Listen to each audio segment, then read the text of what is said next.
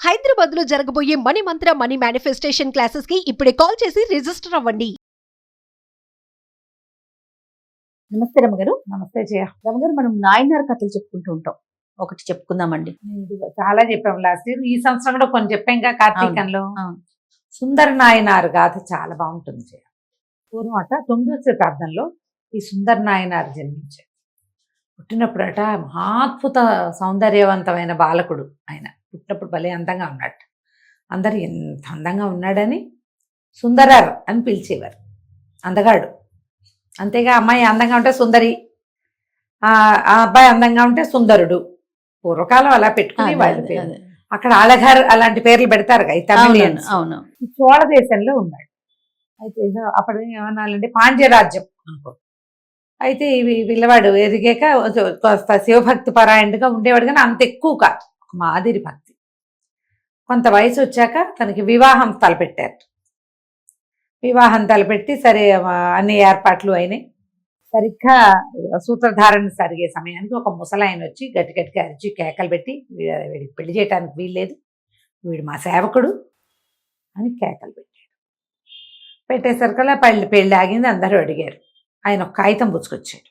ఈ కాగితం రాశారు వీళ్ళు, ఈ అబ్బాయి మా సేవకుడు, మా బానిస అని.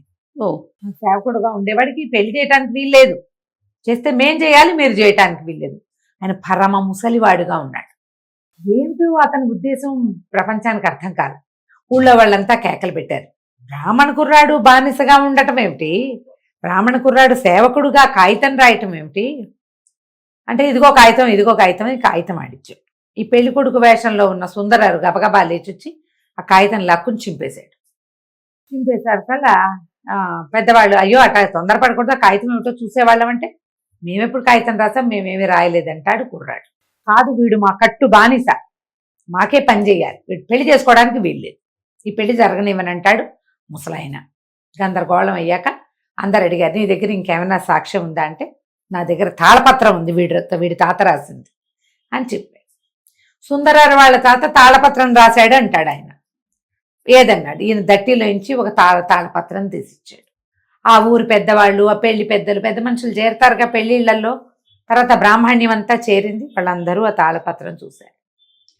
సుందరారు వాళ్ళ తాతగారు వీరికి ఈ కాగితం, ఈ తాటాకు పత్రం ధరించి ఉన్న వాడికి పట్టుబానిసలుగా జీవిస్తామని రాసి సంతకం పెట్టింది ఉందంత. అందరూ ఆశ్చర్యపోయారు. అయితే సుందరారు అన్నాడు, ఎక్కడ మీ ఇల్లు, పదా నాకు చూపించు అనేసరికి ఆయన లేచి నిలబడ్డాడు. ముసలాయన, రా నాతోటి అన్నాడు. సుందరారు ఆయన వెనకాల నడవటం మొదలుపెట్టాడు. ఊరు జనం అంతా ఆశ్చర్యపోయారు. ఏమిట్రా ఇట్లా తీసుకెళ్తున్నాడు, ఈ ముసలాయింది మన ఊరు కాదే, మనం ఎప్పుడు చూడలేదు. ఒక వృద్ధుడు, ఒక 90 ఏళ్లవాడు, ఎక్కడి నుంచో వస్తే రావాలి, కానీ మన ఊళ్ళో ఉంటే ఈ ఊళ్ళో పసిపిల్ల బాలాది తెలుసుకుంటారు కదా, అందరికీ తెలుసు. ఆఖరికి ఆ ఊళ్ళో ఉన్న పిల్లి, మేక, కుక్క కూడా ముసలి తాతను గుర్తుపడతాయి. అవును, మనలో ఒక్కడికి తెలియదే ఈయన. బ్రాహ్మణ సమాజానికి తెలియని వాడెవడు ఉంటాడు? మిగిలిన జాతుల్లో ఉన్నా కూడా వాళ్ళందరూ కూడా ఏదో ఒక సందర్భంలో బ్రాహ్మణ సమాజానికి ఎరుక కలిగి ఉండాలి వాళ్ళు, తప్పకుండా. వాడు మంచి మాట చెప్పుకోవాలన్నా, పెళ్లి చేసుకోవాలన్నా, పిల్లలకి పేరు పెట్టాలన్నా వీళ్ళే కావాలి కదా. అందరూ ఆశ్చర్యపోయారు. ఆయన వెనకాల పడి వెళ్ళారు. వెళ్తే ఆయన శివాలయంలోకి వెళ్ళి, గర్భగుడిలోకి వెళ్ళి అంతర్హితుడైపోయాడు. కనపడలా. గర్భగుడిలోకి వెళ్ళిపోయాడు లోపలికి వెళ్ళి. లోపల ఉన్న శివలింగానికి దగ్గరగా వెళ్ళేసరికి సుందరకి తెలిసిపోయింది. అప్పటిదాకా అతను తనెవరో ఎప్పుడు తెలుసుకోలేదు. కిందటి జన్మలో ఈ సుందరర్ అనేవాడు శివభక్తుడే. అతను పరమేశ్వరుని చూడడానికి కైలాసానికి వెళ్ళి పార్వతీదేవి పక్కనున్న చెలికత్తల్ని చూసి, ఆహాహా ఎంత అప్సరసల్లా ఉన్నారు, వీళ్ళని వివాహం చేసుకొని జీవితం ఏం జీవితం అని శివుడిని వదిలేసి అప్సరసలు చేసి చూస్తూ కూర్చున్నట్టు. అప్పుడు పరమేశ్వరుడికి కోపం వచ్చింది. భక్తి నా మీద, చిత్తం వాళ్ళ మీద పెట్టుకుని ఉన్నావు, మానవ జన్మ ఎత్తుపో అనేసరికి పరమ దుఃఖించాడు. ఇట్లా నీ సంగతి నుంచి నన్ను బయటికి పడేస్తావా, నాకెట్లా శివ సాంగత్యం లభిస్తుంది? ఆత్మజ్ఞానం కలిగినప్పుడు శివ సాంగత్యం లభిస్తుంది నీకు. సరే, నువ్వు కోరుకున్న ఈ ఇద్దరు నీకు పెళ్ళాలవుతారులే భూలోకంలో పొమ్మన్నట్ట శివుడు. ఆ పొమ్మన్నవాడు సుందరరుగా ఇక్కడ పుట్టాడు. అప్పుడు తెలిసింది, గుళ్ళు తెలిసింది ఆయనకి. ఇక ఎన్ని శివాలయాలు దర్శనం చేశాడో ఆయన. ఆ ఊరు ఈ ఊరు తీర్థయాత్రలు తిరుగుతూ తిరుగుతూ తిరుగుతూ ఉండేవాడు. ఒక చోట ఆయనకి ఒక కన్యతో వివాహమైంది. ఈ మొదటి పెళ్లి కాదు, మళ్ళీ పెళ్ళే. ఇది పరవైచ్చినాచియార్ అలాంటి పేరు ఏదో, ఈ తమిళ పేర్లు రావు. కానీ ఆమెకి తాళి కట్టేటప్పుడు ఆయన తెలుసుకున్నాడు, తను పరమేశ్వరుడు పార్వతీదేవి పక్కన ఉన్న కన్యలు ఇద్దరిని చూశాడు కదా, ఆ కన్యల్లో ఒకతే ఇది. ఆమెను పెళ్లి చేసుకున్నాడు.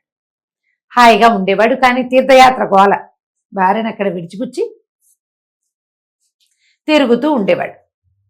ఎక్కడికో వెళ్ళాడు. వెళ్ళిన తర్వాత అక్కడేమైంది, ఒక బిల్వ వృక్షం కింద ఒక సౌందర్యవతైన అమ్మాయి కనపడింది. సంగలినాచియార్ ఆ పిల్ల పేరు. ఆమెను పెళ్లి చేసుకోబుద్ధి అయింది దీనికి. బిల్వ వృక్షం కింద ఆమెను పెళ్ళాడాడు. ఈవిడెవరు, పార్వతీదేవి దగ్గర తను పూర్వం ఇద్దరు అప్సరసలను చూశాడు.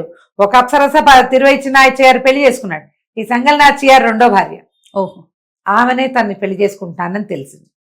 అయితే ఆమె ఏం పెట్టింది నియమం, నువ్వు ఈ ఊరు దాటి వెళ్ళకూడదు, నన్ను వదిలిపెట్టి వెళ్ళనంటేనే నేను నిన్ను పెళ్లి చేసుకుంటానని. అయితే ఏమైంది, ఒప్పుకున్నాడు. ఒప్పుకుని పెళ్లి చేసుకున్నాడు. కొన్నాళ్ళు ఉన్నాడు. కొన్నాళ్ళు ఉండి ఉండలేకపోయేవాడు. ఎక్కడో కొత్త కొత్త శివాలయాలు పిలిచేసేవి. అయితే రోజు దుఃఖపడేవాడు. ఈ బిల్వ వృక్షానికి కావలించుకుని, స్వామి నాకు ఎక్కడికో వచ్చింది, అదేదో నీ కథ విన్నాను, అక్కడికి వచ్చేయాలనుంది, అది నాకు ఇక్కడే దర్శనం చేయించు. ఈ చెట్టులో వెలిసి ఉండవా అంటే బిల్వ వృక్షంలో పరమేశ్వరుడు వెలిసి ఉన్నట్టు. ఆయన్ని విశేషంగా సేవించుకునేవాడు. కానీ ఆ తీర్థయాత్ర చేయాలి, నడిచి వెళ్ళిపోవాలన్న కోరికని జయించలేకపోయాడు. కొన్నాళ్ళకి ఈ కట్టుబాటు తప్పి, ఏంటి ఊరు వదిలిపెట్టి వెళ్ళనన్నాడుగా, బయటికి నడిచేశాడు. నడిచి వెళ్తుంటే కంటి చూపు ఒక్కొక్క కన్ను మెల్లిగా తగ్గిపోయి తగ్గిపోయి తగ్గిపోయి తగ్గిపోయి చివరికి కళ్ళు పోయినాడు. ముందు ఒక కన్ను పోయింది, ఒక్క కన్నుతోటి నడిచి వెళ్ళాట. కన్ను పోగొట్టినా మానలా తీర్థయాత్ర. ఆ తీర్థయాత్రే అతని భక్తి. అదేలే. ఇక ఆ తీర్థానికి పూర్తిగా అక్కడికి వెళ్ళిపోయిన తర్వాత కళ్ళు మళ్ళీ కనపడడం మొదలుపెట్టి, ఈ తిరిగి వెళ్ళిన క్షేత్రం ఇక్కడ దగ్గర ఎవరున్నారు, ఆ తిరువేంద్రనాథ్యార్ ఆయన పెళ్ళ మొదటి భార్య ఉంది కదా, ఆ భార్య దగ్గరికి వెళ్ళాడు. వెళ్ళేసరికల్లా ఆవిడ ఈయన ఇంకో పెళ్లి చేసుకున్నాడని ఆవిడ పొట్టాడింది. ఇంకో పెళ్లి చేసుకున్నాడు, నా దగ్గరికి రావద్దును, ఈయనకి ఆ భార్య కావాలి. ఎందుకు, తను పూర్వజన్మలో ప్రేమించిన అప్సరస ఆవిడే. ఇక ఆ భార్య కోసం కాళ్ళ వెళ్ళా పడ్డాడు. అయినా ఆవిడ ఒప్పుకోలేదు. ఈయన వెళ్ళిన ప్రతి దేవాలయంలోనూ విశేషంగా మధురమైన పాటలు పాడేవాడు. సుందరనాథ్యార్ రాసిన చాలా పాటలు కూడా తమిళనాట ప్రచారంలో ఉంటాయి. పరమేశ్వరుడు కూడా ఎన్నో మహిమలు చూపించేవాడు, అతన్ని సంతోషపెట్టేవాడు. ఈ భార్య ఏమో ఈయన రానివల. అప్పుడు భగవంతుడిని ప్రార్థిస్తే పరమేశ్వరుడట మధ్యవర్తిగా వచ్చి భార్యకి ఈయనకి సయోచి కుదిర్చాడు. మళ్ళీ ఆయన చెప్పాడు, వీడి ఇట్లా ఇద్దరు అప్సరసలను చూసి మోహించాడు, వాళ్ళిద్దరితోటి ఇతను పుట్టాడు, ఒకతవి నువ్వు, రెండోది ఆమె, కాబట్టి భగవంతుడు ఇచ్చిన ఆనతి ప్రకారం జరిగింది, కానీ వీడి బుద్ధి పక్కదోవల పట్టి కాదమ్మా అని భగవంతుడు నచ్చజెప్పాడు. ఈయన భార్యను కూడి ఉండేవాడు.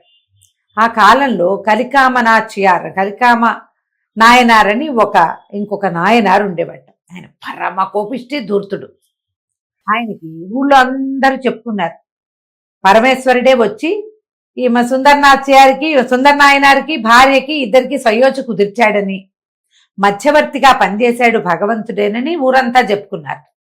ఈ కలికామ నాయనారికి ఒళ్ళు మండిపోయింది. దౌర్భాగ్యుడా, భగవంతుడిని మధ్యలో పెట్టుకుంటావా నువ్వు, ఆయన్ని దూత పని చేయిస్తావా ఆయనతోటి, భగవంతుడు చేయవలసిన పని ఏమిటి, మన పాలనా పోషణ ఆయనది, అలాంటిది ఈ మధ్యవర్తిత్వం చేయించావేమిటి భక్తిని అడ్డం పెట్టుకుని అని చెప్పి ఈయన ఎక్కడైనా కనబడితే ఈయన చంపేస్తాననేవాడు. అయితే పరమేశ్వరుడికి కష్టం తోచింది, ఆయన తన భక్తుడు కదా, అందుకని ఏం చేశాట, ఈ కలికామనాచి ఈ నాయనారికి కడుపులో నొప్పిని ప్రసాదించాడు. ఆ కడుపులో నొప్పి ఎక్కడికి వెళ్ళినా తగ్గల, కడుపు శూల, విపరీతమైన పోటు. అయితే అన్ని వైద్యుల దగ్గరికి వెళ్ళాక దేవాలయాలు కూడా తిరిగి శివాలయంలోకి వచ్చేట.